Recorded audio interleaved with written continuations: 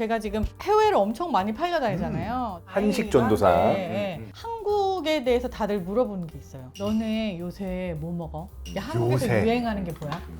이게 뭐냐면요. 한국이 가진 트렌드가 전 세계 트렌드가 돼요, 지금. 트렌드에 예민한 건 심리학에서는 긍정적으로만 보진 않아요. 그 트렌드 예민한 사람 특징이 뭔가요? 그러니까 트렌드에 예민하다는 게 약간 남의 시선을 많이 의식한다라는 거기 때문에 가속된 진화라는 개념이 있어요.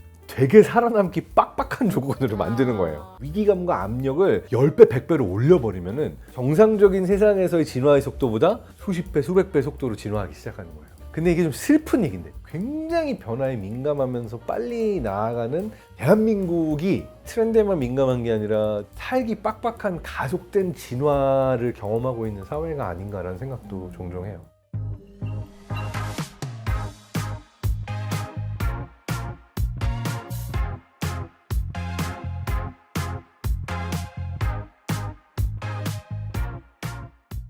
안녕하세요. 제가 제일 좋아하는 시간 장동선의 프렌즈 돌아왔고요. 홍신혜 셰프님의 이 멋진 장소에서 정말 좋아하는 음식과 술과 좋아하는 사람들과 자리를 마련했습니다. 오늘은 다 아시죠? 경동 브라더스 저의 브라더 김경일 교수님을 모셨습니다. 감사합니다. 불러주셔서 정말 감사합니다. 네, 간단하게 소개 또 한번 해주시죠. 경동브라더스의 경, 네. 인지심리학자 김경일입니다. 야. 반갑습니다. 지금 가리비하고 문어구이하고 밑에 제주도 감자를 찰옥수수랑 같이 구워서 올렸는데 위에 올라간 게 문어 소금이에요. 옆에는 24시간 삼겹살 통구이인데요. 요거는 수육이에요. 와인에다가 물을 안 넣고 24시간 동안 삶아요. 그리고 불을 좀 붙여서 먹는데 해남 황토고구마랑 제주도 버섯이랑 그리고 고추랑 이렇게 해서 올려드렸고요. 요거는 울릉도 홍감자로 만든 요끼. 그리고 고르곤졸라 치즈로 만든 소스고요. 그리고 옆에는 가지 요리예요. 가지 삼합인데 페타 치즈하고 민트하고 가지 한 입에 같이 드시는 삼합 요리입니다. 부위마다 맛이 다 조금씩 달라요. 아, 가지가 들어갔어요. 여기 들어가 있는 소금은 다른 소금이죠? 이거는 지금 3년 간수된 신한 토파뇽이고요. 저희가 소금을 재료에 맞게 다 약간 이렇게 붙여서 사용을 하는 집이에요. 소금 되게 다양해요. 한 7가지를 쓰는데 히말라야 것도 있고. 뭐 암염도 있고 되게 다른 소금들이에요, 다. 문어가 너무너무 부드럽다. 그래서 이로 살짝만 물어도 똑똑똑똑 끊어져요. 근데 보기에는 그렇게 막 흐물거리게 보이진 않잖아요. 그러니까 쫄깃할 줄 알았는데 먹어보니까 그러니까. 엄청 연해요. 네, 네. 이게 문어 조리 방식이 있어요. 저희가 이거 문어 이렇게 하는데 3일 딱 걸려요. 그래야 이렇게 근데 보기에 탱글해 보이고 막상 씹으면 굉장히 부드러운 식감. 맞아요. 가리비도 마찬가지 아니에요? 맞아요. 가리비도 이게 바로 익힘 정도. 오늘 저희가 준비한 얘기는 뇌과학, 심리학의 입장에서 본 음식의 맛, 그리고 음식이 우리를 어떻게 행복하게 하는가, 요 이야기를 해보려고 합니다. 왜 그 보기와 다르다 뭐 이런 느낌. 아. 보기와 다르니까 먹으면서 되게 신기하면서 먹게 돼요. 근데 뇌에서 쾌감이 나오는 거는 보기와 다를 때 나와요. 그럼. 예, 예. 그러니까 내가 기대하던 맛 그대로 나오면 재미없죠. 의외로 평범해요. 왜냐하면 도파민이 언제 분비가 되냐면 내가 기대하던 것과 무언가가 살짝 벗어났을 때 그게 긍정적인 방향으로 가면 도파민이 분비가 되거든요. 그리고 우리가 느끼는 감정이라는 것도 최신 감정 이론에 따르면 뇌가 가지고 있는 기대치가 있는데 내가 경험하는 것이 나의 기대치와 어긋날 때 우리가 감정이라는 걸 경험한다라고 얘기를 해요. 내가 이 정도는 기대했는데 이런 맛을 나에게 주다니, 이러면 이제 분노로 가는 거고, 내가 이 정도를 기대하고 왔는데 이 기대를 훌쩍 뛰어넘네? 그럼 이게 기쁨이 되는 거고. 그래서 감정이라고 하는 것 역시도 나의 기대치와 경험 사이의 차이에서 만들어지는 거다라고 최신 뇌과학 이론이 얘기하고 있습니다. 이게 제가 항상 많은 사람들한테 질문을 하는 것 중에 하나가 절대적인 맛에 관한 질문이에요. 절대적인 맛이라는 게 있다고 생각하시는지. 왜냐하면 이런 거예요. 누구나 다 맛있대. 그런 게 있을 수 있어요? 뇌과학적으로 봤을 때는 저는 없다에 가깝다라고 얘기를 합니다. 왜 없어요? 이렇게 설명할 수 있어요. 우리가 맛을 느낄 수 있는 미각 수용체의 숫자보다 세상에 존재하는 향과 맛의 분자의 숫자가 압도적으로 많아요. 네? 그러니까 무슨 얘기냐면 맛을 느끼는 기관 하나가 딱 한 가지 맛에만 반응을 한다. 그리고 모든 사람이 이걸 갖고 있다. 그러면 어떤 객관적인 맛의 평가 가능하겠죠. 근데 맛을 느끼는 미각 수용체, 그리고 얘네가 100개씩 모여있는 미뢰라고 하는 애는 여러 가지 맛의 분자들, 향들을 다 동시에 느껴야 돼요. 내가 동시에 한 가지 일만 하는 게 아니라 100가지 일을 하는데 누군가는 100가지 일 중에 우선순위에 올라가 있는 일이 예예예라고 하면은 다른 애는 내 우선순위는 여긴데 그러다 보니까 다른 어떠한 감각과 다르게 맛이나 향의 경우에는 완벽하게 객관적이기 어렵다. 사람마다 주관적으로 이 각각의 패턴을 인지하는 거다라고 이야기하는 걸로 알고 있어요. 납득이 되시나요? 납득은 되는데 굉장히 어렵게 설명을. 개인차라고 합니다. 그죠? 개인차.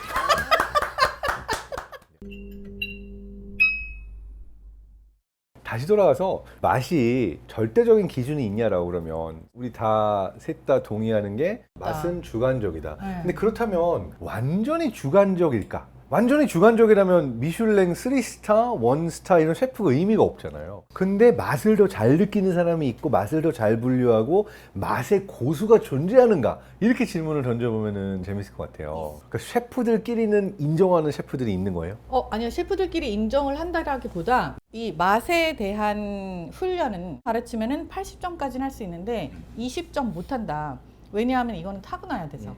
그 타고나야 되는 걸 어느 레벨까지 어떻게 타고났느냐가 이 마지막 20점을 좌우를 하는데요. 파스타를 이렇게 만들었어요. 이게 잘못 소스가 입혀지면 여기에서 물맛이 날 때가 있어요. 그게 무슨 뜻이냐면은 이거를 이제 에멀전화 한다고 하는데 이렇게 붙이는 과정. 거기에서 면수를 더하거든요. 그 면수의 양이 조금 많았거나 면수의 농도가 조금 약했거나 이랬을 경우에 파스타에서 물 비린내나 물맛이 날 때가 있어요. 이런 것들을 인지해내는 능력이 일반적으로 대부분의 사람들은 못 느껴요. 근데 우리 같은 사람들은 늘 하는 게 이거기 때문에 먹으면은 대충 알아요. 이거 물이 좀 많이 들어간 것 같은데. 근데 이거는 경험에서 나온 것도 있지만 우리가 경험을 하기 이전에 타고난 DNA가 이미 요리에 맞춰져 있는 게 되게 많아요. 그 감각이 되게 뛰어난 거예요. 그러니까 어떻게 보면 제가 볼 때 어떤 뛰어난 레벨의 사람은 바이올리니스트나 피아니스트건 아니면 요리사건 뇌과학적으로는 다른 사람보다 똑같은 어떤 음을 들었을 때 또는 똑같은 맛을 봤을 때 그 안에 수없이 많은 차이들을 잘 인지하는 능력이라고 생각해요. 그러니까 피아노를 아주 오래 친 사람은 똑같은 도를 치는데 이 도에서 200가지 서로 다른 소리를 끌어내는 거죠. 뇌과학적으로는 뇌 안에 보통 사람들은 그냥 서랍 2개 놓고 흑, 백 이렇게 놓고 이거는 좋아, 싫어 이렇게 넣는 사람들도 있는가 하면은 무언가를 많이 알수록 그리고 이걸 높은 수준에서 즐길 수 있는 능력이 생겼을수록 되게 다양한 서랍들을 가지고 있는 거죠. 근데 누군가는 이게 훈련을 통해서 그 서랍들이 만들어진 반면 어떤 사람들은 유전적으로 이 맛의 역치를 느끼는 수용체라든지 아니면 음악에서는 절대 음감을 타고난 사람이 있고 아무리 연습해도 나는 상대 음감밖에 못 가진 사람들이 있다라고 얘기하는 것처럼 그러한 타고난 차이가 존재하긴 하죠. 그렇죠. 근데 결과적으로는 이제 음악이 비유가 되게 좋았던 것 같은데 얼마나 다양한 차이점들을 인지할 수 있는가가 결국은 어떤 뛰어난 셰프 또는 뛰어난 연주자를 구분짓는 부분인 것 같아요. 사람들이 저한테 되게 놀라는 점 중에 하나가 뭐냐 하면은 제가 간장이 어떻게 만들어졌는지를 맛만 보고도 대충 구분을 해요. 아 진짜요? 네. 간장이 이제 산분해 간장이 있잖아요. 산분해 간장은 사실 발효를 거의 하지 않고 그냥 분해를 시킨 거잖아요. 발효된 것처럼. 그게 발효가 아닌 분해 취가 있어요. 그리고 우리가 왜 샘표 간장 보면은 숫자가 써 있어요. 그거 뭐예요? 옛날에 들었는데 단백질 분해 까먹었어. 수치. 아 진짜요? 오. 그래서 그게 맛이 다 달라요. 근데 그거를 사람들이 거의 인지를 못하고 다 진간장으로 퉁치잖아요. 진간장은 사실 그냥 어떤 브랜드 이름이지 그건 간장의 종류가 아니거든요. 근데 그거를 3분의 간장이랑 양조 간장이랑 그리고 한식 간장이라고 하는 발효 간장 완전히 이거를 구분을 해요. 저뿐만이 아니라 대부분의 요리사들은 구분을 해요. 아, 맛을 딱 보면 어떤 간장을 네. 썼는지 알아요? 제가 볼 때는 커피 바리스타, 와인 소믈리에, 셰프, 피아니스트, 바이올리니스트, 비르투오조는 그 미세한 차이를 구분해내는 능력이 만드는 게 아닌가. 심리학 쪽에도 비슷한 연구가 있나요? 그래서 좋아하는 건 적성이 아닌 거죠. 까탈스러워야 적성이죠. 좋아하면서 까탈스러운 건요? 근데 사람들은 좋아하는 것만 보잖아요. 음악을 트로트부터 클래식까지 다 좋아하니까 우리 애는 음악 시키겠다라고 하면 제가 부모님한테 그런 걸 동호회라고 합니다. 음악이 조금만 달라져도 되게 까탈스럽게 심지어 지랄 맞을 정도로 짜증내는 애가 오히려 재능 있는 애죠. 그러니까 이제 저 같은 경우는 보편적으로 대부분의 음식들이 웬만큼 맛있고 오늘 같은 음식은 진짜 맛있는 거거든요. 근데 싫은 게 별로 없는 거예요. 제 대학 동기들 사이에서 되게 유명한 얘기예요. 경일이가 맛없다고 하는 음식은 상한 음식이다. 네, 그러니까 제가 음식을 다 잘 먹어요. 그러니까 저는 셰프가 될 수 없는 사람이에요. 근데 왜 셰프인 분들뿐만 아니라 이 음식을 조리하는 조금만 달라지거나 조금만 뭐 소금이나 아니면 뭐 간장에 대한 게 달라지면 막 까탈스럽게 좋고 싫고가 확 갈리잖아요. 그렇죠. 예, 그러니까 그 경계선이 이제 소위 말하는 재능이죠. 그 경계선이 분명히 있는 사람. 근데요, 셰프님은 맛있는 요리를 진짜 많이 연구했을 거 아니에요. 사람들이 일반적으로 맛있다라고 하는 요리가 보통 보면은 칼로리가 높고 지방과 뭔가 열량이 높은 이런 요리를 맛있다라고 한다라고 하는 게 이제 일반적으로 많이 얘기하고 있는 거예요. 이 업계 셰프님들도 동의하나요? 고칼로리 음식이 맛있냐? 사실 이거는 맞아요. 어쩔 수 없어요. 이게 어떤 맥락이냐면은 고기를 예를 그냥 들어볼게요. 안심을 먹는 사람들은 맛있어서라기보다 식감, 부드러움이랑 그리고 좀 살이 덜 찔 것 같은 그런 느낌 때문에. 하지만 툭불 등심 먹는 사람들은 지방에서 나오는 그 고소한 단맛과 감칠맛을 중요하게 생각하는 거예요. 그러면은 이거를 칼로리로 따지고 에너지보다 지방 전환율로 봤을 때 안심이 더 살이 찔까요? 등심이 더 살이 찔까요? 등심이요. 등심이 훨씬 맛있잖아요. 이거예요. 간단하네. 사실 그게 뇌과학적으로 말이 되는 게 우리가 음식을 이렇게 막 미슐랭 이러면서 즐기고 평가하기 시작한 게 얼마 되지 않았어요. 이거 되게 인간에게 있어서는 럭셔리한 거라고 볼 수 있는 거죠. 사실 경험해보지 못한 호사지. 그렇죠. 음식이라는 건 있는 것만으로 감사한. 네. 내가 살아남을 수 있다는 게 감사한. 그러면 음식이라는 게 항상 있는 게 아니니까 어떤 음식을 우리가 많이 먹도록 진화했을까, 선택이 이루어졌을까라고 보게 되면 당연히 오래 남는 음식을 많이 먹어주는 게 좋으니까 최대한 열량이 많고 칼로리가 많은 음식을 좋아하도록 진화될 수밖에 없었던 거죠. 진화생물학에 다 맞는 건 아닌데 그러면 역으로 그래서 그럼 조작해도 결과가 그렇게 나와? 이러면 꼭 나와요 또. 생존을 그래서 약간 위협받는다는 식으로 시나리오를 들려주는 거예요. 안 잘려. 너는 회사에서 승진할 거야. 너 되게 안전해. 뭐 이런 식으로 얘기한 사람과 너 되게 위태해. 너 인사팀에서 너 했는데 너 좀 이따 잘릴 것 같아. 이런 식의 이렇게 하고 난 다음에 이 고칼로리 음식을 얼마나 좋고 먹고 싶은가를 평가하게 했더니 이쪽이 훨씬 더 잘릴 것 같은 위협을 느껴서 생존의 위협을 받으니까 고칼로리를 더 좋아하는데 그런 연구들 중에 제일 절묘했던 실험은 고칼로리인 것처럼 보이는 저칼로리 음식. 뭐 그런 거 있잖아요. 있어요. 그러니까 사실은 건강식이고 뭐 심지어 유기농인데 겉에만 고칼로리처럼 보이게 만드는 음식. 네네네. 사람들이 속아요? 똑같이 그 고칼로리인처럼 보이는 저칼로리 음식을 먹고도 이 사람이 더 맛있다고. 아니 근데 한국이 유난히 조금 뭔가 특징이 있어요. 제가 지금 막 해외를 엄청 많이 팔려다니잖아요. 되게 어떻게 보면 다행이기도 한식 전도사. 한데 뭐 김치도 담그고 뭐 김밥도 만들고 뭐 떡볶이도 하고. 근데 한국에 대해서 다들 물어보는 게 있어요. 너네 요새 뭐 먹어? 이게 한국에서 요새. 유행하는 게 뭐야? 이게 뭐냐면요, 한국이 가진 트렌드가 전 세계 트렌드가 돼요 지금. 특히 옥스퍼드 영어사전에 먹방이라는 단어도 등재가 됐어요. 그쵸. 한글로 먹방. 한글로 그죠? 먹방. 저는 제일 웃겼던 게 그거예요. 파리에서 파리 현지인들이 요즘 즐겨서 사 먹는 게 파리바게트 빵이래요. 너무 파리바게트의 히트 비결 중에 하나가 일단 첫 번째 한국 문화의 우수함에 있어요. 우리나라 K-팝이랑 그리고 K-드라마 거기에서 오는 각인 효과가 드라마에서 본 빵집인데 이게 노래에 나왔던 사람이 좋아하는 빵이래, 이런 거에 대한 각인 효과 1번. 두 번째로는요, 바게트의 나라잖아요. 근데 바게트가 싸고 따끈하게 빨리빨리 구워가지고 그때그때 빨리빨리 제공을 해요. 이게 되게 우리나라 사람들의 근성이에요. 약간 그 마켓이 있으면 그 마켓을 파고들어서 어떻게 해서든지 살아남을 수 있는 뭔가를 뚫어요.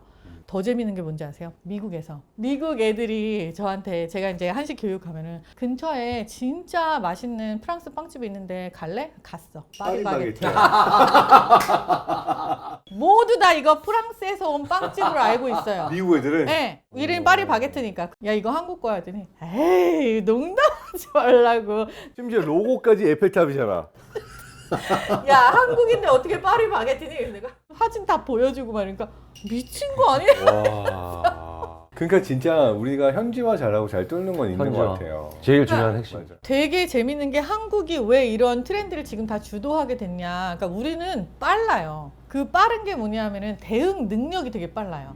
그래서 그 대응 능력이라는 게 손님이 되게 제각기 5만 가지 손님이 있잖아요. 그 5만 가지 손님을 다 만족시키고 싶어요. 그 만족시키고 싶어 하는 그 마음을 상품과 서비스에 담아내는 게 우리 민족성인 것 같아요.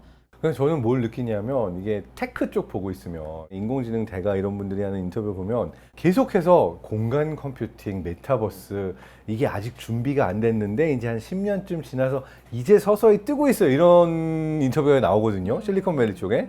우리나라에서는 메타버스 트렌드가 벌써 4번 떴다 졌다를 했거든요.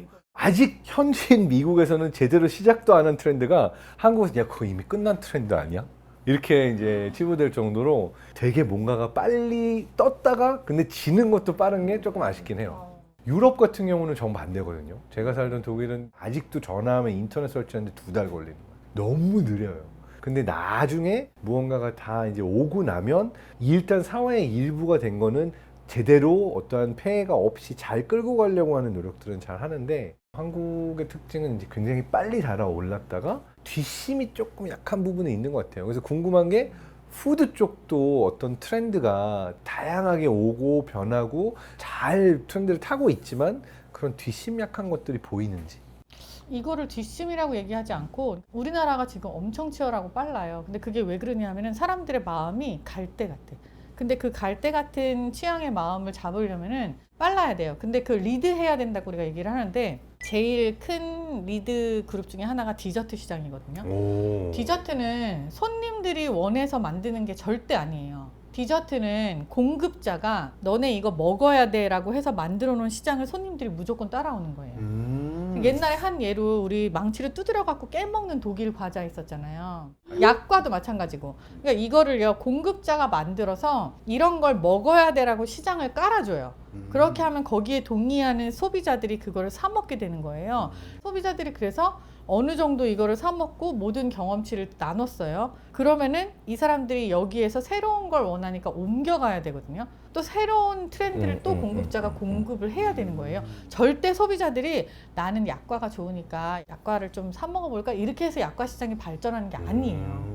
한국이 이걸 잘하는 게 소비자의 마음을 빨리 읽고 변화를 원해? 그렇다면 이거 한번 먹어볼래? 이 제안을 진짜 잘하는 나라. 그렇기 때문에 지금 우리가 창조하는 이 트렌드는 전 세계로 가요. 그래서 우리나라가 빠른 거는 너무 당연하고 이 빠른 거를 다른 나라들이 캐치업을 얼마나 빨리 하느냐 이게 또 그들의 성패를 가르는 그런 시장이 돼버렸어요. 그러니까 한국이 사실 되게 많은 영역에서 일종의 테스트베드 역할을 하고 있는 것 같아요. 우리나라 시장 내에서 되게 빠른 지역이 혹시 어딘지 상상이 가세요? 서울 아니에요? 서울? 서울일 것 같죠? 네. 대구가 제일 빠르요. 대구가 제일 빨라요? 대구에서 서울로 역수입한 푸드 트렌드가 푸드 트렌드가요? 엄청 많아요. 여러분들이 흔히 알고 있는 교촌치킨이라든지 오. 미즈 컨테이너라고 하는 컨셉 알아요. 그렇죠? 모두 다 대구 거예요. 저는 대구 자주 강연 가는데 대구 수성구 쪽에 가고 놀라긴 했어요. 왜냐하면 되게 트렌디한 카페나 레스토랑이 너무 많아서 야 이건 거의 뭐 서울 신사동 압구정보다 훨씬 여기가 더 트렌디하다고 느껴질 정도로 되게 뭐가 많더라고요. 근데 이 정도로 이렇게 앞서간 줄 몰랐어요. 아니 대구 분들이 심리적으로 봤을 때 이렇게 뭔가 트렌드에 예민하다거나 앞서간다거나 특이한 점이 보여요? 되게 예민한 얘기긴 한데 트렌드에 예민한 건 심리학에서는 긍정적으로만 보진 않아요. 그래서 좀 제가 예민할 수 있다는 얘기를 드리는 자, 거죠. 그 트렌드 예민한 사람 특징이 뭔가요? 그러니까 트렌드에 예민하다는 게 약간 남의 시선을 많이 의식한다라는 거기 때문에 그러니까 좋은 면으로는 굉장히 시대의 변화에 잘 발맞춰서 잘 나갈 수 있다는 거지만 나쁜 의미로는 허세가 강할 수도 있고요. 과한 소비나 아니면 과한 행동들이 많을 수도 있고. 요거에 얹어서 분석을 하나 드릴게요. 한국이 트렌드에 예민하다고 하는데 심리학자가 말씀하신 것처럼 한국의 특징이 뭐예요? 서로 눈치를 많이 보고 비교를 많이 하고 다른 사람의 시선에 예민하잖아요.